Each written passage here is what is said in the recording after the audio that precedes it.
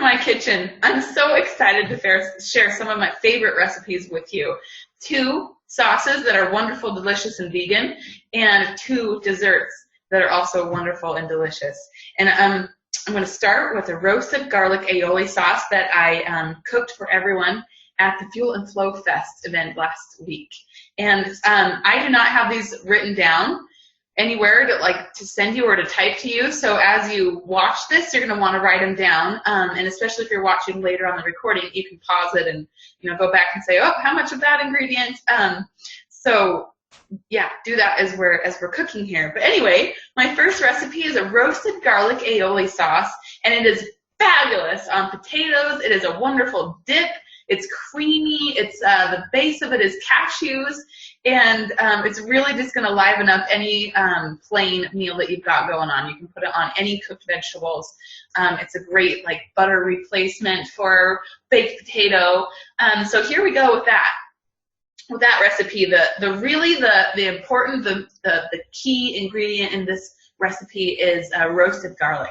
And if you've never roasted garlic before, it's really easy. You just buy a clove of garlic, and you're going to cut off the peaks of all of the cloves, and you're going to throw that in the oven, and it's going to roast for an hour. And here's a little secret tip I didn't know until just a little while ago, is I'll do 4 or 6 of them at a time, 4 to 6 heads of garlic.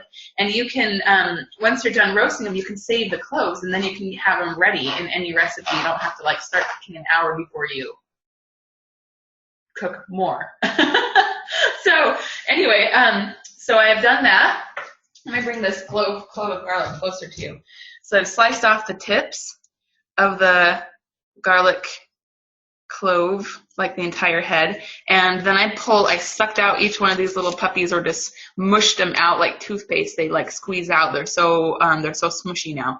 And I've done a whole entire head of garlic into a cup, and I'm going to throw this all in my blender. So that's the most key ingredient in this recipe, is a whole head of roasted garlic. All right, we got that going on. Sweet. Now the next part is 2 cups of cashews that have been soaked. So the soaking thing takes just a couple of hours. These have been soaking for 2 hours, and that's plenty of time. I'm going to dump off the extra water and throw them into the blender as well. Ta-da! Right on. Okay, the next step is an advanced cooking technique. You don't have to do this, but we're going to do about 1/4 of a cup of olive oil, and I'm going to add into that 1 drop of black pepper essential oil. And you could probably use a teaspoon of black pepper, just the regular seasoning black pepper. But if you use the oil, it is so rich, and it offers such a dimension to your dish that is as very, very flavorful, exploding with flavor. And so we're going to do that 1/4 cup of olive oil. The greener, the better for you. Ta-da! And I'm going to add the black pepper to the olive oil and kind of stir that around a little bit. And just 1 drop, 1 drop is great.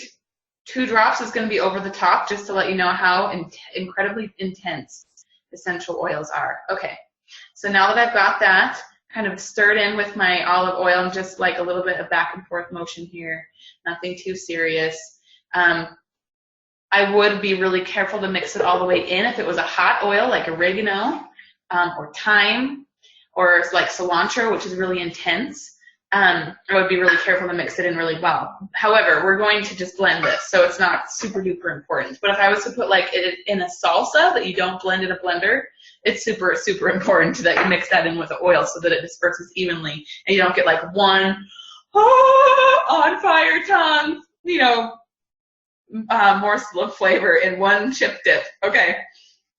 So we've got the olive oil and the black pepper now added to this, and next we need a teaspoon of Dijon mustard. And you don't have to have the mustard, but again, I just feel like it makes a big difference in flavor. So I got my teaspoon of, I don't measure very well, and I know that that's probably going to irritate some of you watching this later. But that's how I roll. It's just a squirt of Dijon mustard. Next, we want nutritional yeast, and if you've never used nutritional yeast before, I'm going to bring it closer so you can see. It's in the bulk section at Winco. It looks like fish food, literally. It's just little flakes, and it's nothing like yeast that you bake with.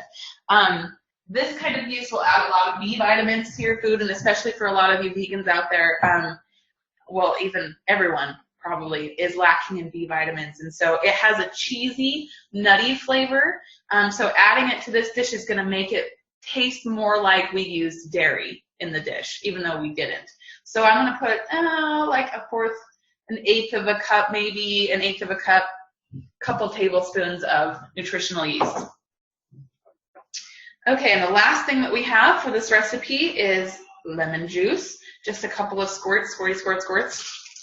Probably enough for like half of a lemon, or maybe a whole lemon if you like it really lemony. It's kind of to your taste on that. And then I'm also going to put in a little bit of salt, like a pinch.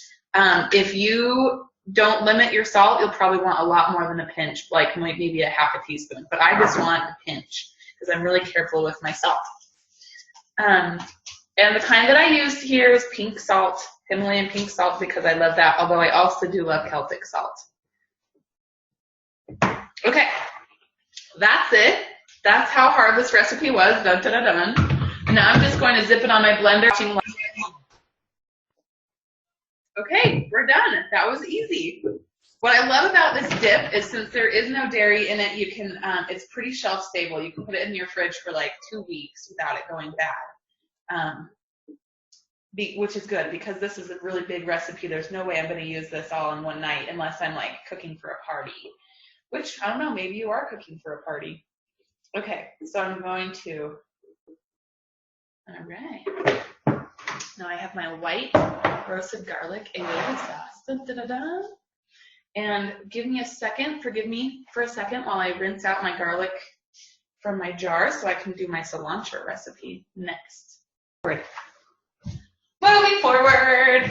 Okay, this is my favorite dip sauce. This is a cilantro sauce. If you were in the beginning of the line, hopefully you got tons of it. If you were at the end of the line, I ran out, and I'm so sorry, which is why I'm so excited to do this recipe for you now. This is a cilantro sauce that's made out of the creamy base is coconut yogurt, which you can buy at almost any store, any grocery store. They'll have kind of higher end, like the granola munching section, like my friend Meyer has a hippie section, and that's where I buy my coconut yogurt. Although you can get it in natural grocers or any health food store as well. So the beginning of this recipe calls for 2 avocados, which I have already diced. Dun, dun, dun, dun. Dumping in 2 avocados into that blender jar. Next I have a whole bunch of cilantro. And this, by the way, this is kind of in the off season when the cilantro bunches, you know what I'm saying, they're a little smaller, a little bit more wimpy. So if you're doing this in the height of summer when the cilantro bunches are like the size of a basketball, then you probably only want to use half of a bunch of cilantro. Okay, so I got my cilantro going on. And next I need the yogurt. Oh, it's in the fridge, just a minute.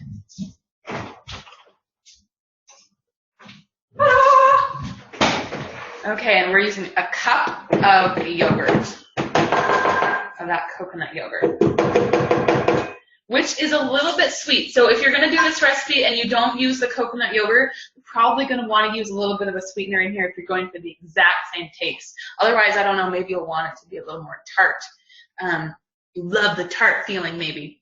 Okay, then we also need 2 cups of water. It kind of depends on how wet your cilantro was. So I'm just going to leave the 2 cups of water out right here. And as I need it, as I'm blending, I'll add it. Okay, what am I forgetting? I need the garlic. So this isn't roasted. This is just chopped garlic. It's not minced because we're going to blend it. So what the heck would you do extra work for? And we also need a little bit of salt. I'm going to use a half a teaspoon of salt this time, so that's a little bit more than I would normally use, or a little bit more than I used in the last recipe. Ta-da! Because I really like this one to be more salty. I use a lot of vegetables to dip in here, not chips, which are, I mean, if you're using chips, that's going to add plenty of salt by itself. You don't need extra salt in the sauce. But if you're putting this on top of tacos, or if you're putting it on top of any other wonderful, yummy Mexican dish, then you'll want the salt in there. Okay. What have I forgotten? I've got avocados, coconut yogurt, the water, the cilantro, the garlic. I put 4 cloves of garlic in there, by the way. The salt, and then, oh yeah, this is the important part. So this, the cilantro is a star of this recipe. However, if you use a little bit of lime juice and lime oil in this recipe, it makes a huge difference. Like, it just gives it this pop that of course, you want to eat food with pop, right? So I've juiced 2 limes here, and I'm going to add lime essential oil. By the way, my essential oils, they have supplement facts on the side, which means they can't be eaten. If yours say do not ingest on the side, then please follow the warning label and do not ingest. So I'm going to put in 4 drops of lime essential oil into my lime juice. What's wonderful about the lime juice will add a little bit of acidity to the dish. However, I want more lime flavor without making it too acidic. So the lime oil will do that. Lots of lime flavor without the acidity. All right, so there's our lime. And that's all she wrote. That's everything. So we're going to blend that up. So plug your ears for a minute.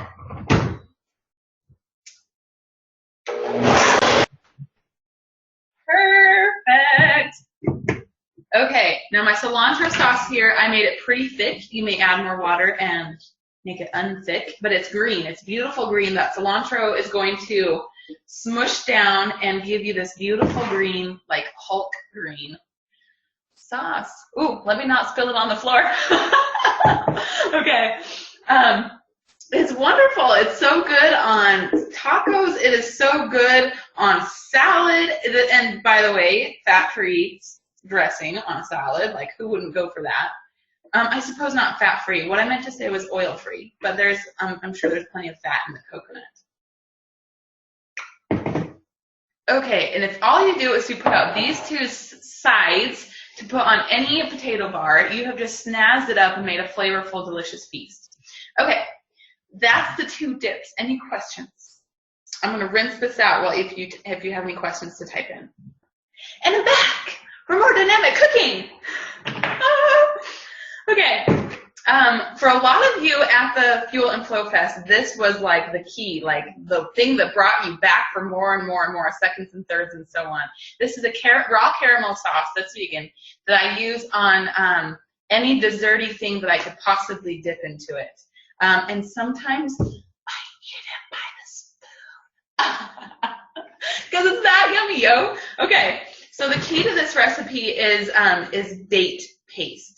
And I have, you can make date paste yourself, which I do all the time because it's way, way cheaper. And all you do is you buy the chopped dates from the bulk section at Winco. They're kind of coated with oat flour. So you're going to take 2 cups of those dates, and you're going to rinse them and soak them. Like rinse, you know, fill them up with water and toss out that extra water because it's just like flour-y water. But it should be gluten-free for those of you that are gluten sensitive. So I'm going to just soak the dates for a couple of hours. The longer you soak them, the better your blender will handle them. If you have an amazing, like high-speed blender like I do, then it'll process them after just like an hour or 2 of soaking your dates. However, if you have kind of a like, please get me to the next green smoothie kind of old school blender, then you're going to want to soak them like probably overnight. So I also, just a side note, I soaked these in water and lemon juice. So that gives them like a really, it wakes them up and makes them taste like more than just dates ground up. So I've put in probably the juice from 1 lemon or a 1/4 cup of lemon juice. And I also put some lemon essential oil in here too, because I'm going to be dipping apples in here, and it's going to have plenty of tartness. I don't need lots of lemon juice. So I like to use a little bit of lemon juice and more lemon oil.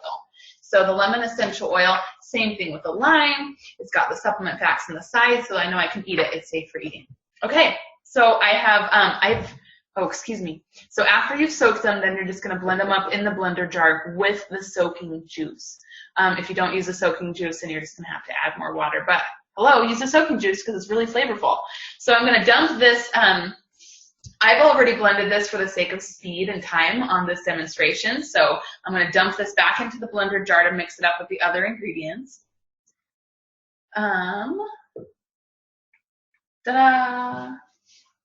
So I've got my date paste in here. This is about 2 cups of date paste. A little side note. So this is a little bonus for those of you that are really, really watching your sugar content.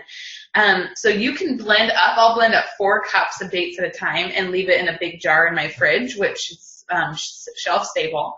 So you can leave it in there for like a month at a time. And I just take out a little tablespoon of that and put it on whatever I'm trying to sweeten. Instead of honey, it's got, date paste has a way lower glycemic index. It's not going to spike your blood sugar as much because there's a lot of fiber in it, right, from the dates, compared to like honey or agave, which, you know, will hit your bloodstream almost as much as corn syrup or sugar does. So I like to use date paste a lot, and it's a pretty inexpensive sweetener. Like compared to agave, it's a lot cheaper. So I've got my date paste in my jar here now, and the next thing I'm going to add is tahini, which is sesame seed butter. And I make this myself all the time. It's really easy and it's really cheap. This little tiny bottle of tahini cost me $7-something in the store. And so I can make this much tahini for like $3. So, but I bought it so that you could see what it looks like in the store. It comes with the red lid. I don't know where the red lid's at, but it looks like this. And I'm going to use half a jar of this, about a cup. It's really easy to make though. All you do is you spread out a whole ton of seeds, a whole heap into your like a cookie jar or a cookie sheet, a cookie pan, and you're gonna just roast them until they start to turn brown. Now that's the only tricky part. You have to actually like stay by your oven watching them because it will happen within like, 4 minutes. And if you're multitasking, doing the dishes or whatever while you're waiting in the kitchen, you're gonna burn the crap out of them, and that's a waste of money. So don't do that. So I've got my cup of tahini in there. I'm going to add in a dash of vanilla because I love vanilla flavor in my caramel sauce. But you could experiment. You could add in, like hazelnut flavoring. Oh my gosh, that sounds so good. I'm totally doing that next time I make this recipe. You could add in whatever other flavorings that you wanted. Rum would be awesome. You might try almond. Whatever other flavoring that you want in this recipe. And I'm missing something. What else am I missing? Oh. I'm missing maple syrup. So you can use other sweeteners in this recipe for sure, totally. I mean, this is a very sweet recipe, but I don't have anything to measure it with. Hold on a second.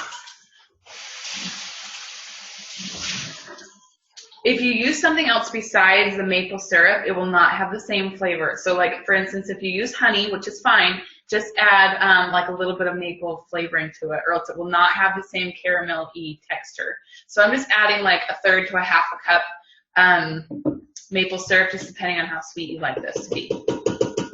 I rein in my sweetness because I'm like a sugaraholic if I get started on it. So just a little bit of sweetness is better for me. So I'm going to do closer to only like 1/4 cup of maple syrup. So that's all this recipe is. It's a very, very simple recipe as well. Hey, that's how I roll. So all I'm going to do is blend that as well. Okay. Now, if you notice, everything that I put in here today with the dates and everything was already a pasty consistency, so you don't have to blend this in the blender. You could just mix it yourself at home. However, the blending of it makes it a really frothy, wonderful consistency. So I really do feel like I put it in my blender anyway. Hey, I use my blender a lot. If you haven't noticed, a lot of my recipes go in my blender.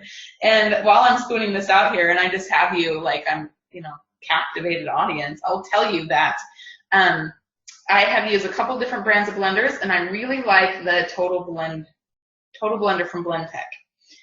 It lasted me a long, long time, and as you can see, I use it multiple times in the kitchen every day.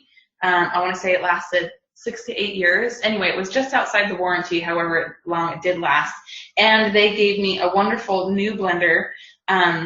I shouldn't say they gave me a huge discount on a wonderful new blender when my first one died, which it lived for a long time. So if you're looking for a blender, if you're going to invest, I really highly recommend Blendtec. And because nobody else but me is eating these recipes today, I'm gonna lick the spatula. And that is so good. Okay, my last bonus recipe that I'm going to do tonight, you have never seen before. This is one of my favorite recipes. My kids dig it, totally dig it.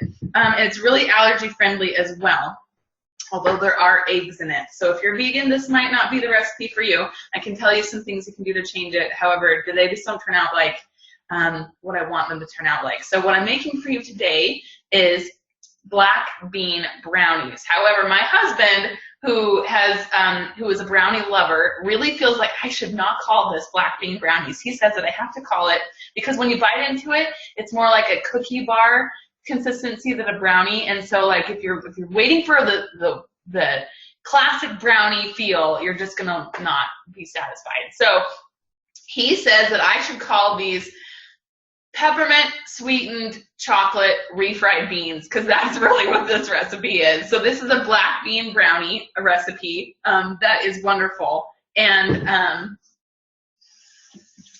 there's no flour in it, so there's no allergies or inflammation going to happen with it, which is, I mean, you just can't get better than that when it comes to a sweet dessert like this. So here we go with the recipe. Ready? This is the magic. Black bean brownies, aka peppermint sweetened refried beans. So I'm adding in a can of no salt added refried beans. Sorry, not refried beans. Strike that. Forget everything I just said a second ago. These are black beans. That's how you get the black chocolate looking flavor in the brownies. So these are black beans. A whole can drained of the lower salt variety. So I've got about 1.5 cups of black beans in here. If I usually don't use a can, I did for this video. I usually just cook up a whole pot of black beans and use them like over the course of 2 weeks. So 1.5 cups, if that's what you do at home too. 1.5 cups of beans. Okay, there's my black bean recipe. Oh, hallelujah. Because I'll forget everything. Okay, so this recipe does call for 2 eggs. And I tried to come up with a recipe that didn't have eggs in it for our Fuel and Flow Fest. That's why you didn't see this recipe at our buffet.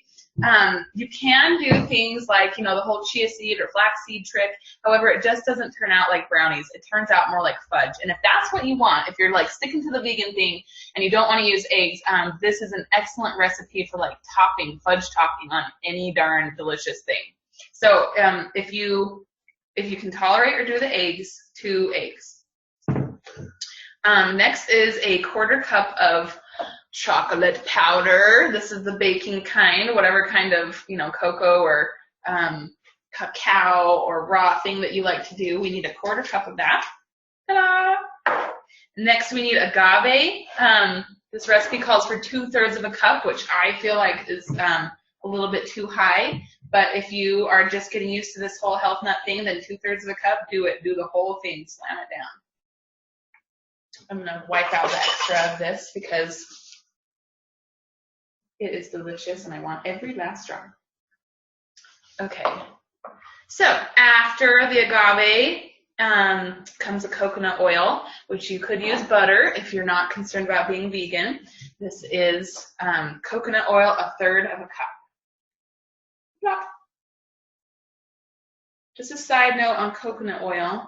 If you're using it cold, if you live in Idaho like I do, and it's sitting in your cupboard, it's probably solid, like really hard solid.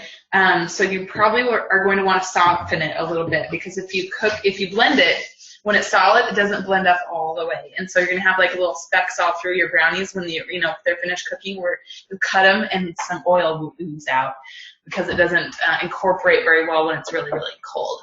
So you need to soften it if you're going to, if it is cold and you're going to put it in the brownies. Okay, next we need our baking powder. This is 1/2 teaspoon of baking powder. If you like fluffier brownies, more fluffy, you can do up to 1 teaspoon of baking powder. Ta-da! Next we got my favorite part. So this is peppermint oil that we're putting into the brownies. 4 drops of peppermint essential oil. You can use peppermint extract, of course, but peppermint oil is what I've got, so I'm using that. So I'm doing 4 drops of oil. Peppermint. 1, 2, 3, 4. There we go. There's our peppermint. That just makes them taste less like beans. Okay, so I got the peppermint in there, and I'm going to blend those up. A lot of blending, like I said. Blender's my favorite kitchen device. Awesome. That was easy. So if your blender left some chunks of black bean like speckage going on in here, you're going to want to scrape it down and blend it again, because that, I mean, who likes the flavor or consistency of bean skin flecks in their brownies? Nobody. Nope, nobody. But if your kids don't know that you use black beans in this, and because you blended them so well, then they will eat them, and they will not know a difference. So blending is the key. Here we go again. Okay. I'm going to dump these into an 8x8 greased pan. Dun, dun, dun, dun, dun, dun, dun. So I used a smaller pan for this before. I don't know what it was, like a 6x8. It was slightly rectangular, but about the same, not much smaller, but just kind of slightly smaller, 2 inches smaller on one side. And it made more puffy brownies. Like, I don't know if just the surface tension on the pan held them higher up when they cooked, so they could turn more cake-like. If you like them more flat and mushy and more fudgy, then you can make them in a wider pan, like a 9x9. Or maybe this 8x8 will be perfect for you. Okay, the last ingredient in this brownie recipe is chocolate chips. So if that's too much chocolate for you, you can leave them out. It's still a wonderful recipe. If you need, if you're just, like I said, getting started in this health food journey, or you're maybe just figured out you're gluten intolerant, or whatever you're doing that makes this recipe wonderful, add some chocolate chips. You can buy totally healthified, whatever for your diet kind of chocolate chips from the health food store. If you can't do dairy, or you can't do chocolate and you need cacao, or you can't do eggs, or whatever the heck is your deal with food, buy that kind of chocolate chips and add them. I just put a 1/4 cup into the actual recipe. I just added them to the pan and smooshed them around in there. So now I'm going to bake this, and I'm going to bake it at 350 for about 35 minutes. I'm going to stick this in the oven.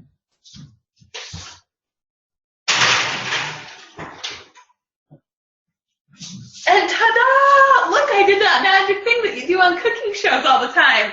This baked in 10 seconds. Dun, dun, dun, dun, dun, dun, dun. No, just kidding. Really, I baked them earlier. So this was the slightly smaller pan. This is how they turned out. When they came out, I put another just handful of chocolate chips on the surface. And now, ooh, let me rinse this off.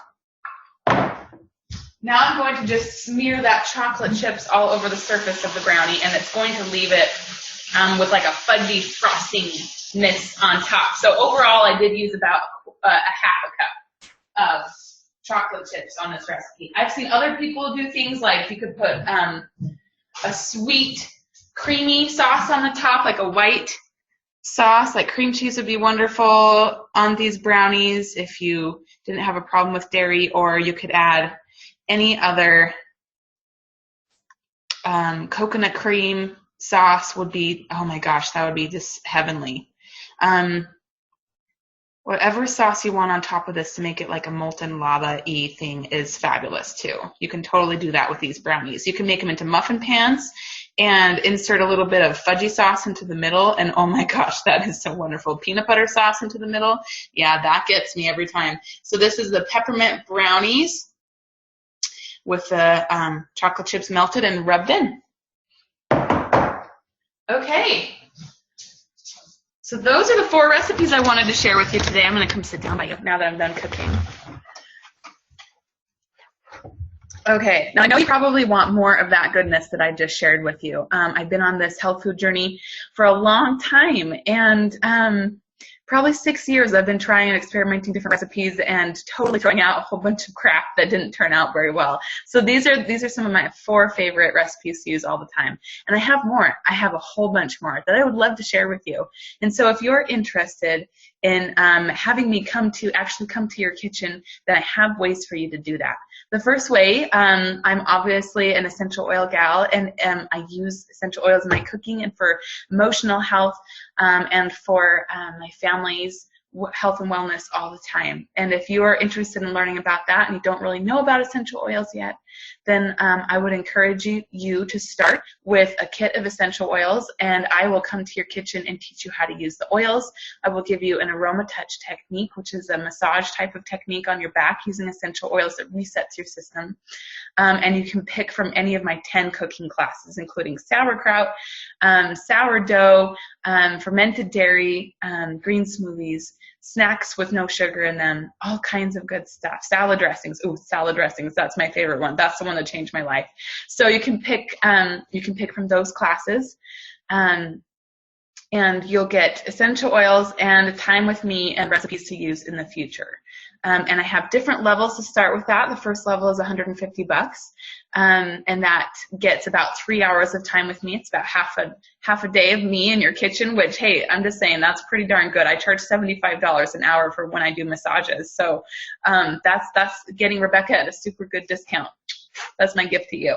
The next level is a $275 actually, I should say $275. It comes with more essential oils and a diffuser and 5 of my kitchen classes personal to you. That's a full day of Rebecca time is what you get in that setting. And then if you're interested in everything that I have to offer, from essential oils to cooking to massage and helping you actually feel better right now, and coaching to help you through this process, then you can go with a much larger package, and that would be a $575 package.